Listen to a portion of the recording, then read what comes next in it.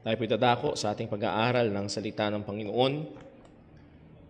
Hindi ko maalala eksakto kung ano yung documentary na napanood ko, pero ito ay patungkol sa training ng mga Marines, not really Marines, but particularly Navy. Kung saan isa sa mga pangunahing kailangan na alam ng mga nasa Navy ay ang paglangoy. At isa sa mga training nila ay ilalagay sila sa tubig and purposefully ay susubukan silang i-disorient. Dahil isa sa napakahirap ay kapag ikaw ay nalubog sa tubig and you are disoriented. That means hindi mo alam kung nasaan ang kaliwa at kanan, hindi mo alam kung nasaan ang taas at baba, and maaaring magdulot ito upang mag-struggle ka swimming and you thought you are going up, but really you are going nowhere at ikaw ay mauubusan ng hininga. So napakahirap kapag disoriented ang isang tao. Kaya nga ho, pagdating sa paglalakbay, lalo na sa karagatan o sa kagubatan, nung hindi pa uso ang mga GPS, ang pangunahing kailangan ay ang tinatawag na compass. Sapagkat ang compass ay constantly nakaturo saan? Sa north. At napakahalaga na merong fixed point na kung saan pagbabasihan natin at malalaman natin ang tamang direksyon na ating tatahakin. Now, I say all this sapagkat as we have been studying for the last 2 Sunday afternoons, ang isang Kristiyano ay hindi exempted sa mga pagdurusa. Now, hindi lang yun, ang isang Kristiyano ay hindi exempted sa mga mahahabang pagdurusa. And let me tell you, sa mga panahon na yun na mahabang pagdurusa at madilim and seemingly extended ang dilim ng gabi, it can be extremely disorienting. Na mawala tayo sa tamang direksyon. At makikita natin sa lengguwahe ni Asaph na nahandon ang mga tanong at nahandon ang mga question at napakahirap kapag wala nga tayong compass at yung ating direksyon na tatahakin ay walang katiyakan. So again, the message na gusto kong ihatid sa atin mula sa awit na ito ay ito. Believers are not exempted from suffering, even prolonged and intense sufferings that seem to hide the loving hand of God.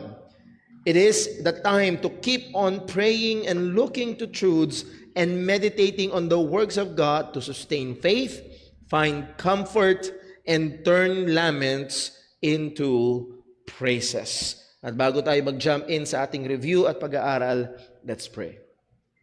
Panginoon Diyos, aming Ama sa langit, o Panginoon, kailangan namin ng iyong instruction, kailangan namin ng iyong katotohanan, sapagkat kami ay kumbinsido na hindi kami exempted sa mga panahon ng kabigatan, kalungkutan, at mga problema, and even sa mahahabang panahon na ganoon. Nawa, O Diyos, ang iyong mga salita ngayon ay magsilbing patuloy na tungtungan, paalala at gayon din direksyon sa amin upang kami, Panginoon, pag dumating sa mga ganong kalagayan ay hindi tumahak sa maling direksyon. Ama, tulungan mo po kami at ako bilang tagapagturo. Lord, gamitin mo ang iyong salita upang magkaroon ng aplikasyon sa bawat isa sa amin, sa iba't ibang mga kalagayan at sitwasyon namin. At nawa, O Diyos, ang lahat ng ito ay patuloy na magpadbanal sa iyong mga anak at gayon din magbigay luwalhati sa iyong pangalan.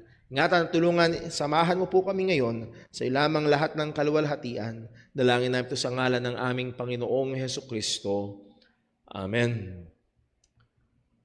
Well, again, just a short reminder of the background of this psalm. Ang psalm na ito ay records ng matinding spiritual struggle ng isang mananampalataya that is undergoing and enduring a prolonged period of suffering and sorrow. So yes, lahat tayo ay nagsasuffer, lahat tayo nararanasang malungkot, but again, ang isang kakaiba dito sa awit na ito, it portrays a long and extended period of dark times. Ang mga panahon na kung saan ay madilim ay mahaba. Well, hindi eksaktong tinukoy ang nature ng suffering or trial na kanyang pinagdadaanan, It can be a personal thing, but sa mga lengguwahe na ating nakita sa awit ay it can pertain to a national crisis, but merong epekto sa individual. At marami nga ho na mga theologians ang nagko-connecta nito sa time ng exile na kung saan maraming mga Hudyo ang tinake as captives ng Babylonian Empire, and for more or less 7 decades or 70 years ay naalipin sila at nahadon sila sa Babylonia. So yes, just to give you that time gap or that time span, 70 years. So yes, it is a very prolonged time ng problema, a very long time ng pagsubok. At maaaring marami sa kanila ang namatay na doon sa Babylonia. So again, ay napakahirap ang kalagayan na ito. So we sought to divide this psalm into two parts. Verses 1 to 9 is the complaint, and verses 10 to 20, Lord willing, matapos natin ngayon, is the comfort. The complaint and the comfort. And under the first point, yung complaint, ay hinati natin ito sa tatlo. Verses 1 to 3, pinag-aralan natin the hard times of prayer. The hard times of prayer. Verse 1, I cried aloud to God, and He will hear me. Again, nandun yung emphasis, ang matindi, ang malakas na pagtangis sa Panginoon. So pinapakita nito, ini-indicate nito yung intensity, hindi lamang ng kanyang pananalangin, kung hindi it reflects the intensity nung problema o nung trial na kanyang kinalalagyan.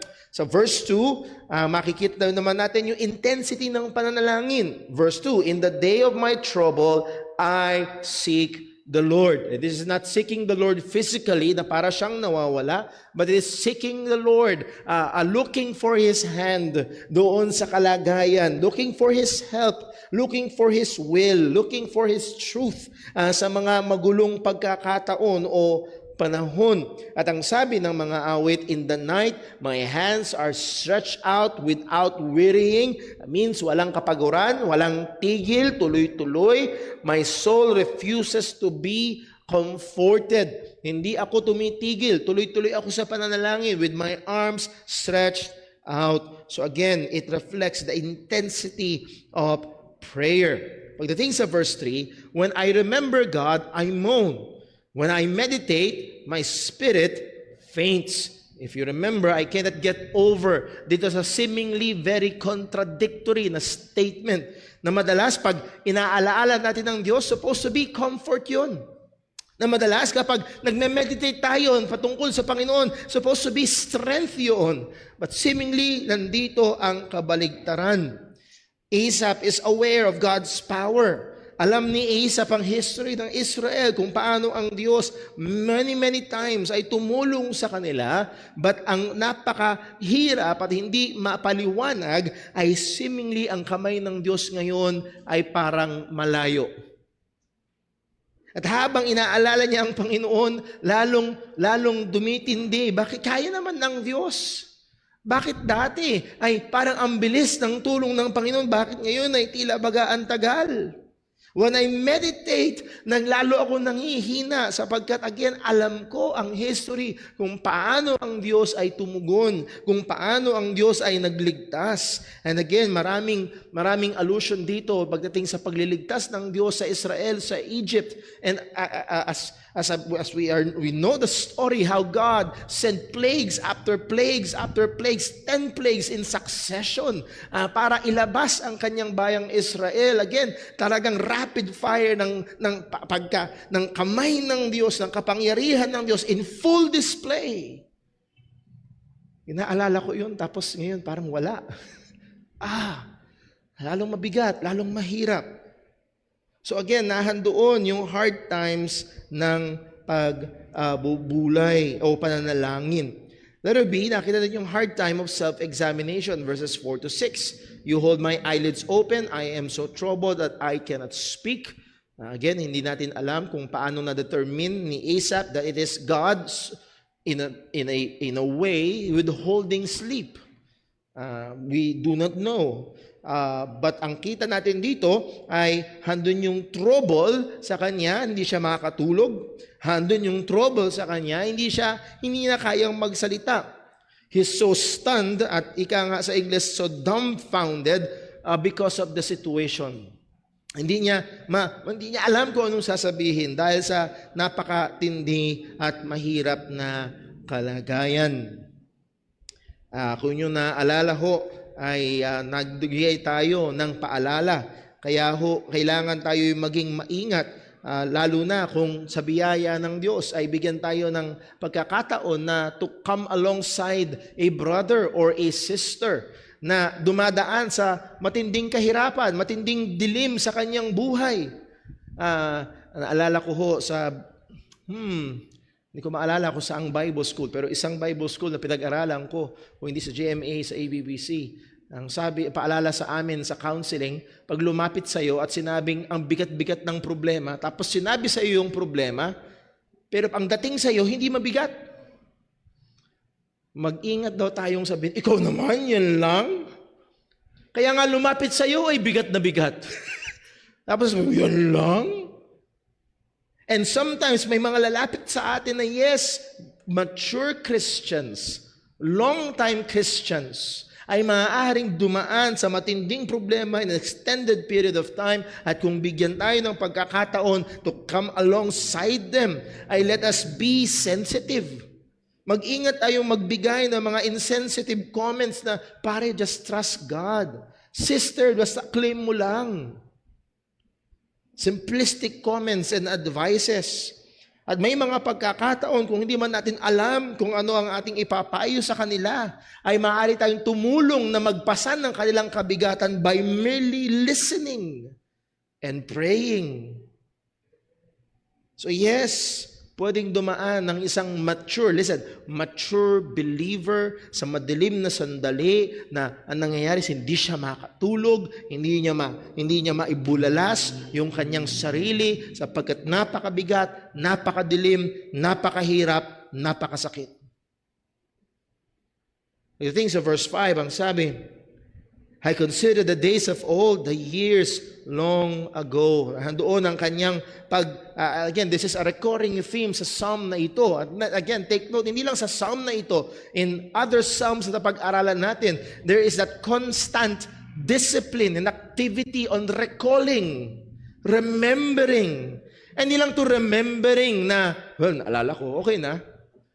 O hindi ito ay pag-alala na may kasamang pagbubulay. At madalas, hindi lagi, pero madalas sa Psalms, pag sinasabing inaalala ko ang mga nakaraan, inaalala ko ang mga gawa ng Panginoon, kaakibat doon yung pagbubulay, andun yung pagkukonsider, andun yung pagtutuon ng kaisipan upang mas makilala at mapaalalahanan kung sino ang Diyos, ang mga gawa ng Diyos. So I consider the days of old, the years of long ago. I mean, to recall God's many goodness, mercy, deliverance, and provision. Ang sabi sa verse 6, I said, let me remember my song in the night. Let me meditate in my heart. Again, this is Asaph, a songwriter. Again, he had authored other psalms na kung saan sa makapangyarihang paraan ay naging instrumento ng Diyos sa bayang Israel. At dito ngayon ay gusto niyang ipaalala sa kanya. And again, ganito kahalaga ang mga awitin na naglalaman ng mga katotohanan. This is not just remembering songs para maging emotional. This is remembering songs and let me meditate in my heart. Nandun yung pag-alaala sa Panginoon. Nandun yung songs na nagtuturo at nagbibigay paalala sa mga gawa at sa mga katangian ng Diyos. Again, there is that word or practice of meditating. Let me meditate in my heart. Yan ang sabi ho dyan, hindi lamang yun. By the way, isa sa mga mahalaga, it's very important na makita natin that He directs His heart to meditate on God. Sa panahon na mahirap, sa panahon na nahandoon ang problema, muli, hindi exempted ang Kristiyano sa matindi at mabigat at mahahabang pagdurusa. Pero nawa, tulungan tayo ng Diyos na ang ating maging isa sa mga unang response is to meditate on God. Gaano kahalaga ito? As I gave warning, not just to you, but to myself, last Sunday, kung hindi tayo magiging maingat, we will meditate on the trouble. We will meditate on the problem. We will meditate on the hurt. At kung hindi tayo magiging maingat, it can produce in us sinful anger and sinful thoughts, even thoughts of vengeance. So napakahalaga na pag dumadaan tayo sa mga mahihirap na pagdurusa, is we are able to talk to ourselves, to guide ourselves, to meditate sa mga katotohanan ng Diyos, sa mga salita ng Panginoon. Then my spirit made a diligent search. It pertains to an diligent and very careful investigation. Inimbestigahan niya, nasan ba ang problema? Ano ba ang kalagayan? Bakit merong ganitong sitwasyon? He performs an honest search. Lamentation chapter 3 verse 40, ang sabi, let us test and examine our ways and return to the Lord. Isang napakagandang gawain ito, to test and to examine our ways. And we are always reminded na napakadali at napakahusay nating i-test at ang examine ay yung ways ng iba. How we need this reminder, let us test and examine our ways. Yung aking daan, yung aking landas, yung aking pamumuhay, yung aking pakikitungo sa Diyos at sa aking kapwa. At kung may masumpungan na panahon o lugar na kung saan ito'y palayo sa Diyos, palayo sa kalooban ng Diyos, let and return to the Lord. Well, talon tayo, baligad natin sa verse 5. Ang sabi sa Psalm 7, I consider the days of old, the years long ago. I said, let me remember my song in the night. Let me meditate in my heart. Then my spirit made a diligent search. So the hard time of self-examination is good when we're going through suffering. Let us see, at isa ito sa, as I've said kanina sa introduction, na seemingly nagpapakita ng very disoriented na kalagayan. The hard times of feeling forsaken. The hard times of feeling forsaken. Please take note of the word feeling. It doesn't mean we are truly forsaken, but it feels like, it seems like, parang, pakiramdam ko, tila baga, parang iniwan, parang pinabayaan. Ang sabi sa verse 7, will the Lord spurn forever and never again be favorable? Has His steadfast love forever ceased? Are His promises at an end for all time? Has God forgotten to be gracious? Has His anger shut up His compassion? Again, he's been praying with great zeal. Pero tila baga ang langit ay tahimik. Walang iniwan yan sa message ka ng message, text ka ng text, miss call ka ng miss call. Pero walang reply. Galit na ba? Ayaw na ba akong pansinin? Wala na ba akong halaga? Pinabayaan na ba ako? Please notice all these three verses, 7, 8, 9, are all in a form of questions. As one theologian or commentary puts it, sabi ni Alan Ross, it's most probably a rhetorical questions, always giving the answer no. So tingnan natin. Ang gusto kong ipunto, ito, in times of intense and prolonged suffering, one of the hardest things is having questions that are not answered. Tama? Pag dumadaan tayo sa mahaba at matagal na pagdurusa, mabigat at mahirap na pagdurusa, at may mga pagkakataon, pumapailan lang ang mga katanungan, bakit? At walang sagot. Again, hindi ito mga questions na gusto lang mag-gather ng information, but more so, these are questions, listen, filled with emotions. These are all emotionally charged, rhetorical questions while under lengthy agony. Ito ay mga pagtatanong na punong-puno ng emosyon habang nasa ilalim o dumadaan sa matagal na pagdurusa o kaya problema. Kaya napakahirap when it seems that our reality ay kontra sa theology. Kaya napakahalaga na meron tayong maganda at tamang pundasyon ng theology. Lalo na kung ikaw ay namulat sa theology na napakababaw, sa theology ng prosperity gospel. I was listening actually, if not yesterday, 2 days ago, kay Costi Hinn. Sino nakakilala kay Costi Hinn? Kung hindi nagkakamintanda, pamangkin ni Benny Hinn. Na kung saan meron daw siyang naging coach, kung hindi football, baseball ang ginugustong puntahan na career ni Costi Hinn, and meron daw siyang coach na Baptist.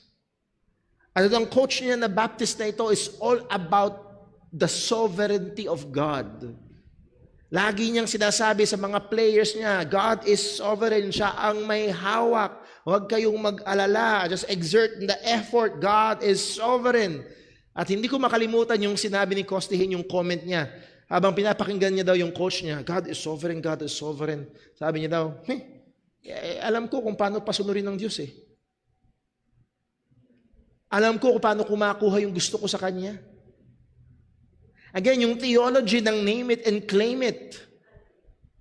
Ay yung theology na ang tao ay soberano at ang Diyos ay sumusunod lamang sa will ng tao. At napakahirap kapag narinig mo ang mga pagtuturo na ganito, just believe, just believe. Diyan ho, sa ating bookshelf ay merong libro ni James Dobson. Isa yun sa mga libro na unang ginamit ng Panginoon sa akin para mas maunawaan ko ang soberanong kamay ng Diyos sa mga pangyayari. At particularly, as far as I can remember, may kwento dun sa librong yun na merong pastor na meron siyang anak na kailangang putulan ang paa. At nag-message daw yung pastor at ang dami nag-pray sa mga sa buong church na nag-pray, yung mga fellowship churches nila ay nag-pray at nung araw ng operasyon ng sabi ng pastor sa doktor, i-check niyo po ulit. Naniniwala kami na hindi mapuputulan ng paa ang anak ko. Ang dami nagpe-pray sa kanya. At pumasok yung doktor. After many hours, lumabas yung doktor at ang sabi doon sa pastor, congratulations po. Successful po ang operasyon. Naputol na ho ang paa ng anak niyo at hindi ho delikado ang kanyang buhay. Kung tama ang alala ko doon sa kwento, yung pastor ay bumaba doon sa morgue ng ospital. At doon daw siya naglakad-lakad. Dahil ang pakiramdam niya, tinraidor siya ng Diyos. Hindi tumupad ang Diyos sa kanyang mga pangako. Kasi di ba, ano man ang hingin mo sa Panginoon, just believe and you will receive. I believed, but I did not receive. So narito ang maraming mga katanungan. Ang sabi sa verse 7, will the Lord spurn forever and never again be favorable? That word spurn meaning to push aside, to reject.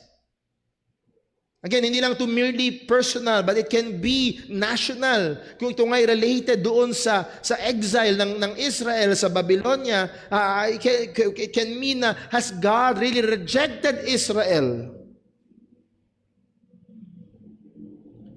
Ang madalas na picture nito, ang pinipicture ang Israel bilang asawa ng Panginoon, bilang the apple of the eye of God. But nevertheless, hanahan doon ang pagtatanong na kinalimutan na ba ng Diyos? Sinet aside na ba ng Panginoon? Never again na bang magiging favorable ang Diyos? Hindi na ba tayo gagawan ng mabuti ng Panginoon? Hindi na ba tayo lilingapin ng Panginoon?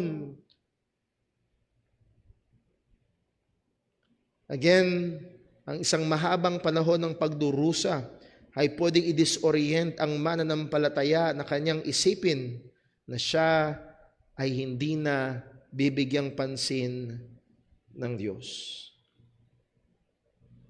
Could you imagine God neglecting His chosen? Could you imagine Christ forsaking His sheep? Pero maaari itong dumating na katanungan kapag dumarating ang mahabang panahon ng pagdurusa. Verse 8, has His steadfast love forever ceased? Are His promises at an end of all time? Again, that steadfast love, sa ibang translation, His mercy. Sa ibang translation, His faithfulness. Or sa iba pa, napakaganda, His loyal love. Not just His love, His loyal love. Ang kanyang tapat, ang kanyang faithful na pagmamahal. Has it ceased forever? Ito ba ay wala na? Ito ba ay naputol na? Well, hindi pala loyal ang love. Nandun pala ang pagtatapos nito. It may be pertaining to God's loving covenant na ginawa niya sa kanyang mga tao.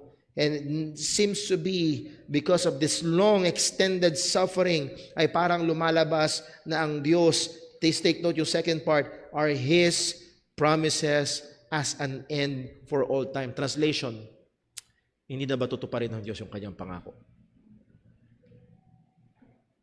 Hindi na ba tutuparin ng Diyos yung kanyang pangako?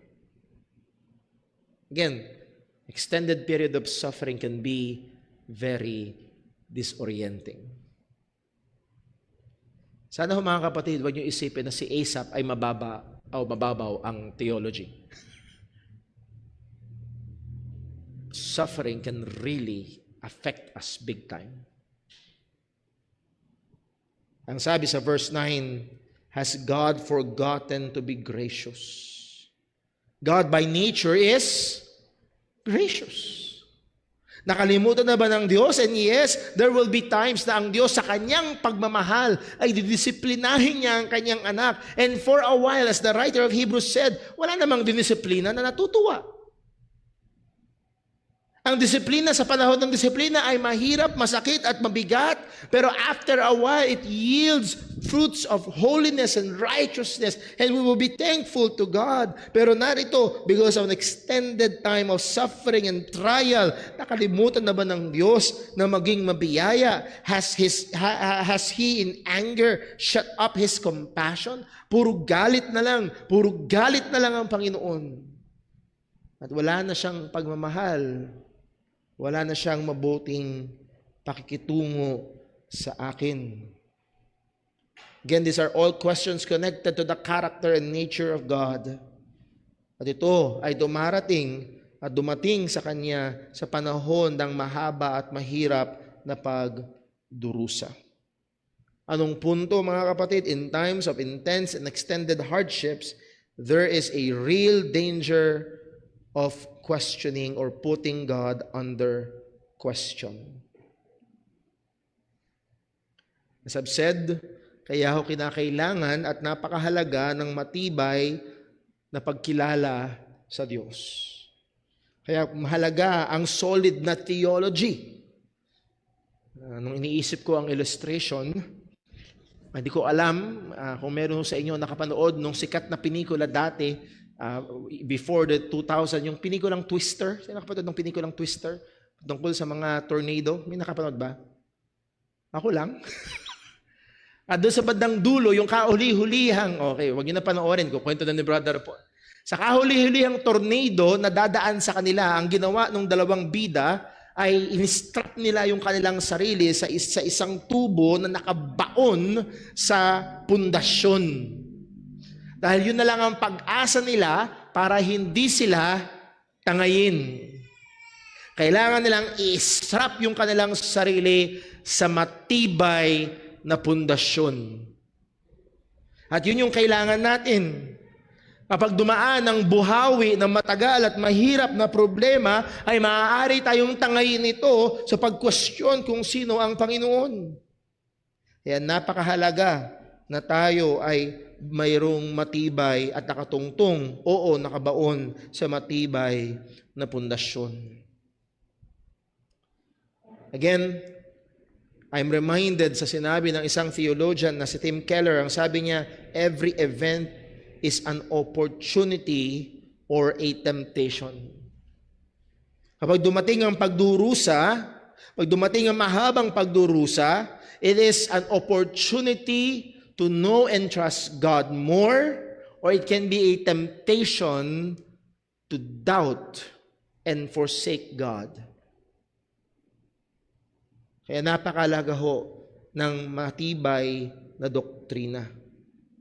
At kung sa biyaya ng Panginoon ay nahandun tayo sa malinaw na pagkakilala o mas malalim na pagkakilala sa Diyos, magiging iba siguro ang sagot sa verse 7, 8, and 9. Kung mababaw ang teolohiya at napaniwala ka sa mga prosperity gospel na ang mundo ng Diyos ay umiikot sa tao, at dumaan ka sa mahabang problema, ang sagot mo dito, will the Lord cast off forever? Yes.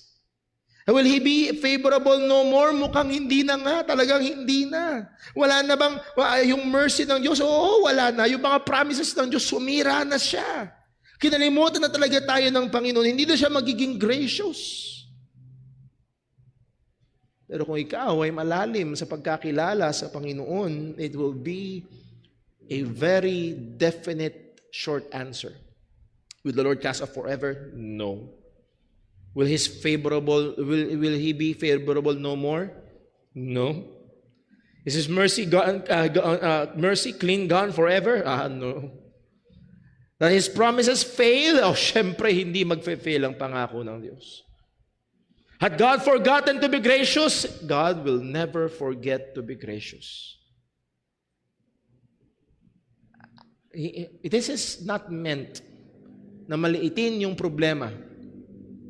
Pero sabi ng isang libro na nabasa ko, even our worst day is marked by God's graciousness. Because we deserve worse. Yung ating pinakamahirap at pinakamasakit at pinakamadilim na sandali is markado pa rin ng biyaya ng Diyos. Because we deserve worse.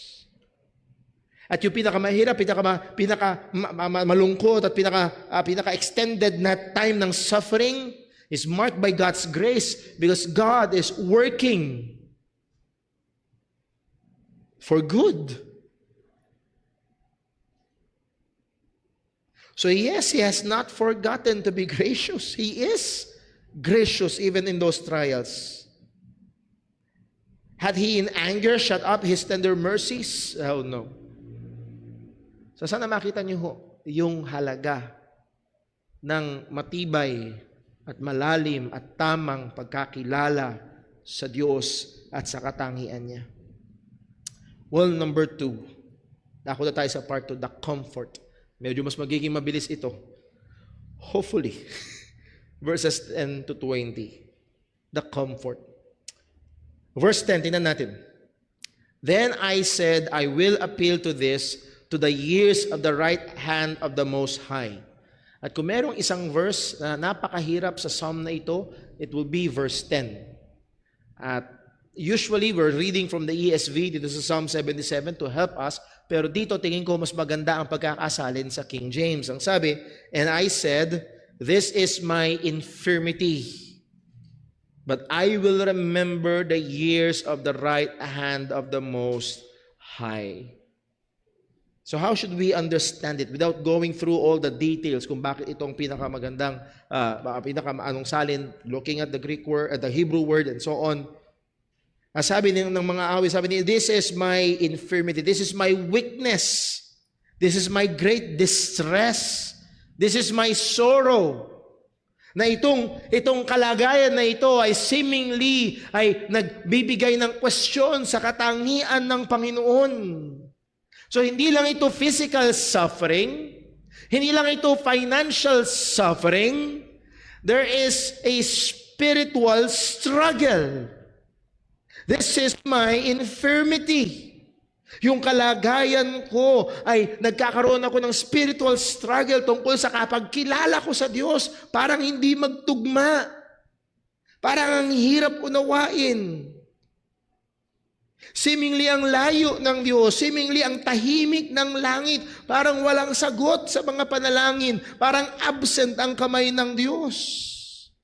Sa panahon ng mahaba at malalim na pagdurusa at kalungkutan. So how should we, and how did Asaph respond, and how should we respond? Anong sabi niya? I will appeal to this.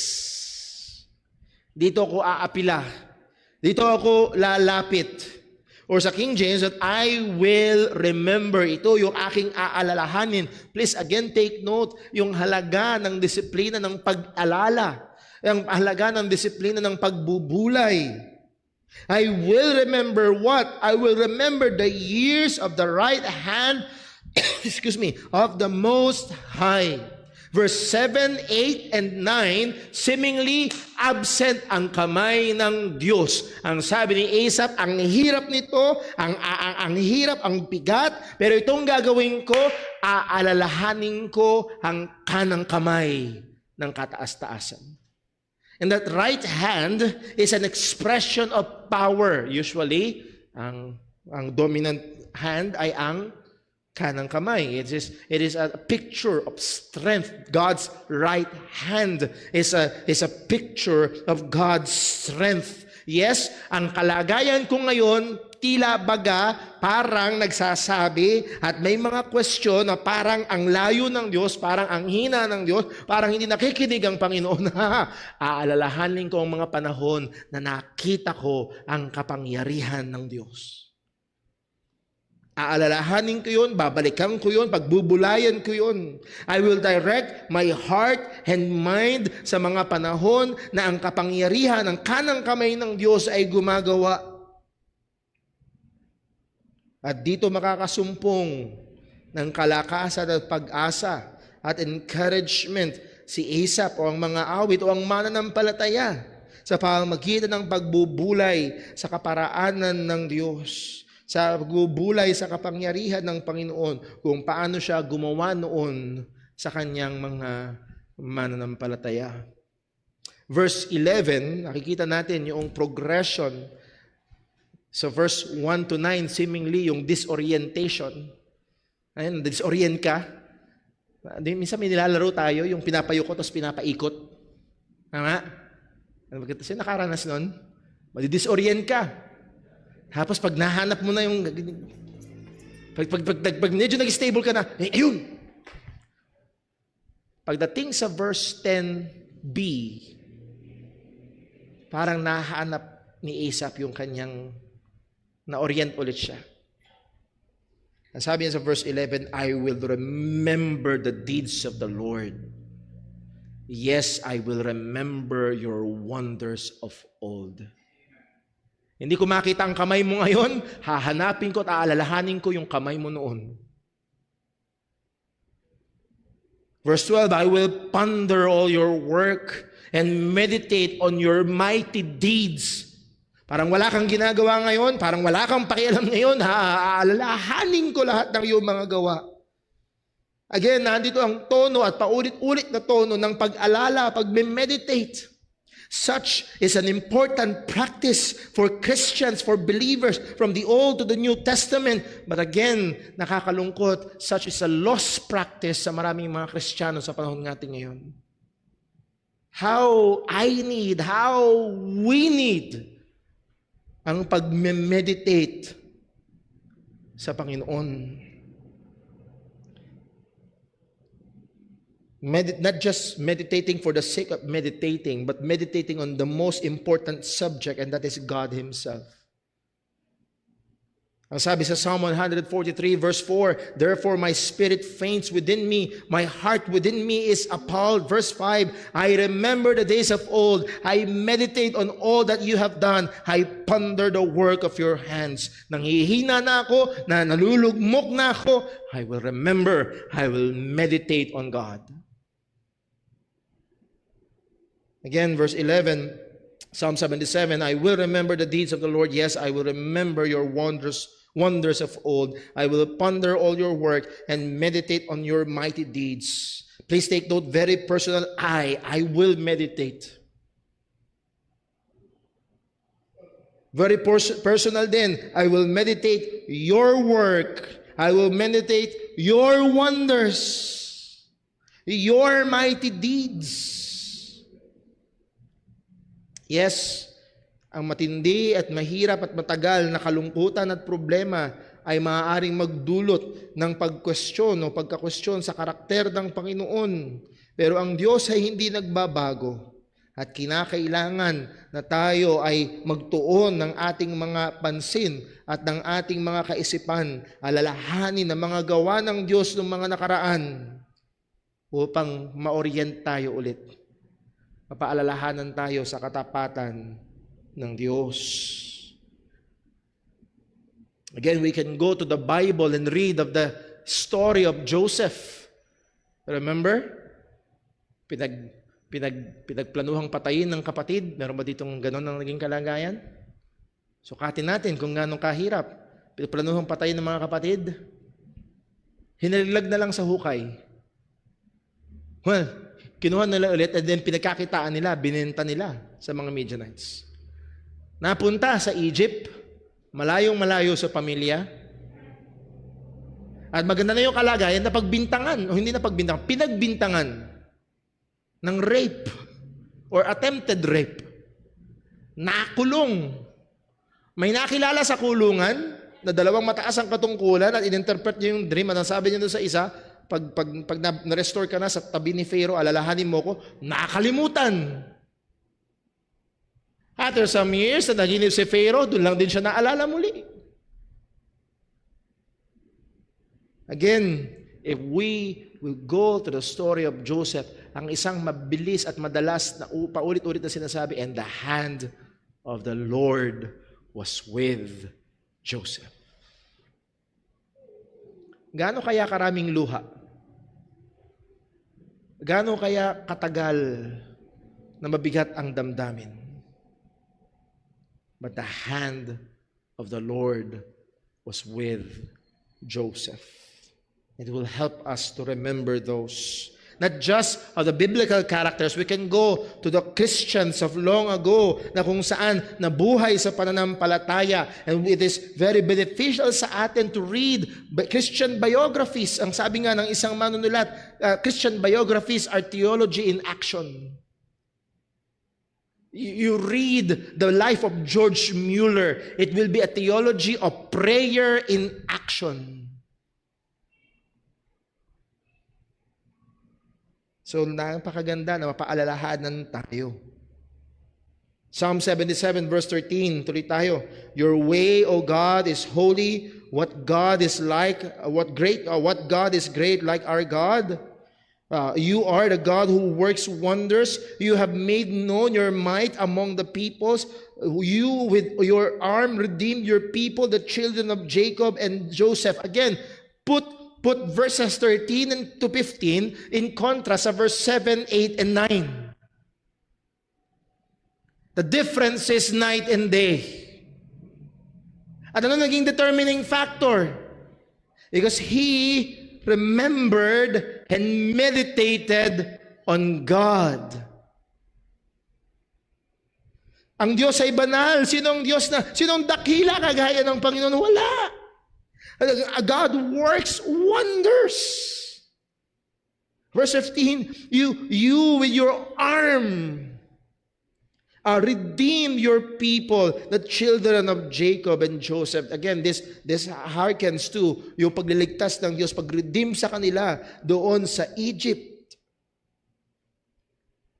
Verse 16, when the waters saw you, O God, when the waters saw you, they were afraid indeed, and the deep trembled. So this is personification, maaari, nung Red Sea, na kung saan it's not the power of Moses, hindi yung tungkod ni Moses, it's God who commanded the sea. Bumukas ka?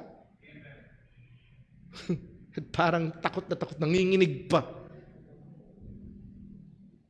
Verse 17, the clouds pour out water, the skies gave forth thunder, your arrows flash on every side, and this may be pertaining to sa experience nila sa Mount Sinai, na kung saan nandun ang presensya ng Diyos at nahandun si Moses and the children of Israel witnessing this thunder and fire and lightning.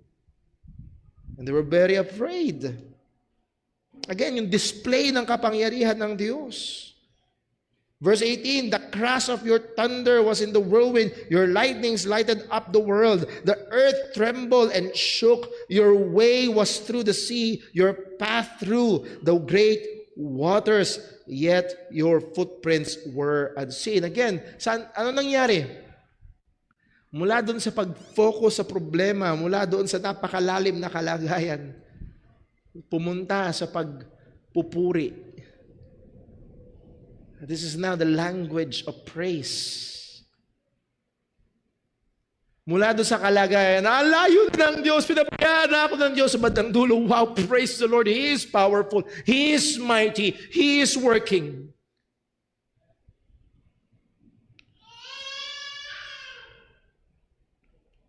Again, isang bagay na makikita ho natin dito ng Diyos ay soberano. Soberano siya doon sa Egypt, soberano siya sa kalikasan, soberano siya sa lahat ng bagay. At ang Diyos ay gumagawa at makapangyarihan.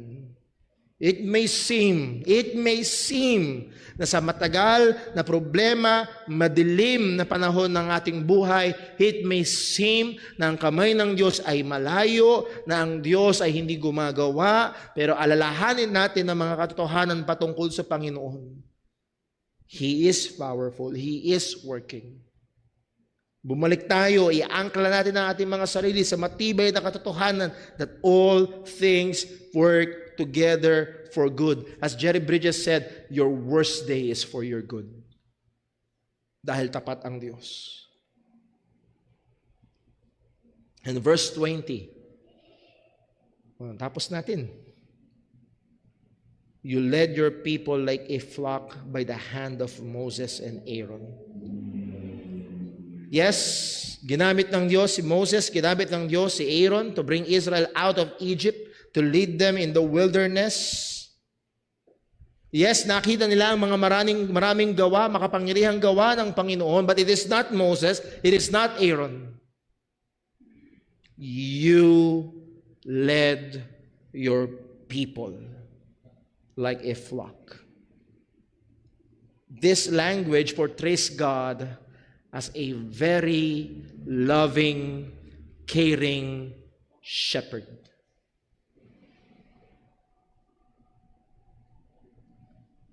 This reminds me of Psalm 23. The Lord is my shepherd, I shall not want. He makes me to lie down in green pastures. He leads me beside still waters. He restores my soul. He leads me in the paths of righteousness for His name's sake. Even though I walk through the valley of the shadow of death, I will fear no evil, for Thou art with me. Thy rod and Thy staff, they comfort me. You prepare a table before me in the presence of mine enemies. You anointed my head with oil. My cup runneth over. Surely goodness and mercy shall follow me all the days of my life, and I shall dwell in the house of the Lord forever. Again, hindi mo pwedeng kunin yung verse 6 at ihiwalay mo to sa verse 4. Surely goodness and mercy. Lagi lang maganda, lagi lang masaya, lagi lang maaraw. There will be times that you will walk through the valley of the shadow of death. But God, like a loving, caring shepherd, leads His people. Hindi Kanya iniiwan. Hindi Niya tayo pinababayaan. Sa matagal na dilim, tapat pa rin ang Diyos. Sa mabigat at mahabang problema, makapangyarihan pa rin at gumagawa ang Diyos. At napakaganda at napakahalaga na turuan at matuto tayo na hindi tayo madisorient, na ating alalahanin ang mga gawa ng Diyos, na ating pagbulay-bulayan ang mga katotohanan ng Panginoon sa madidilim na sandali ng ating buhay. Let's pray. Panginoon naming Diyos, sa aming Ama sa langit, kamangha-mangha ka. Kamangha-mangha ka.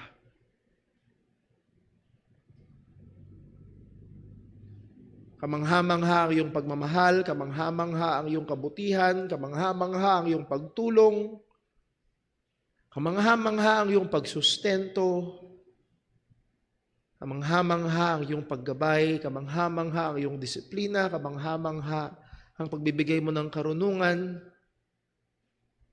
kamangha-mangha, O Diyos, ang gawa ng iyong mga kamay at iba't ibang paraan na iyong ginagamit upang gabayan, turuan, disiplinahin ang iyong mga anak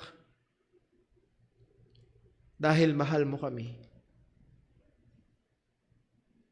At Lord, sa mga panahon na mahirap ang aming kalagayan at kung ang kahirapan, problema at dilim ay magtagal man, paalalahanan mo kami ng awit na ito.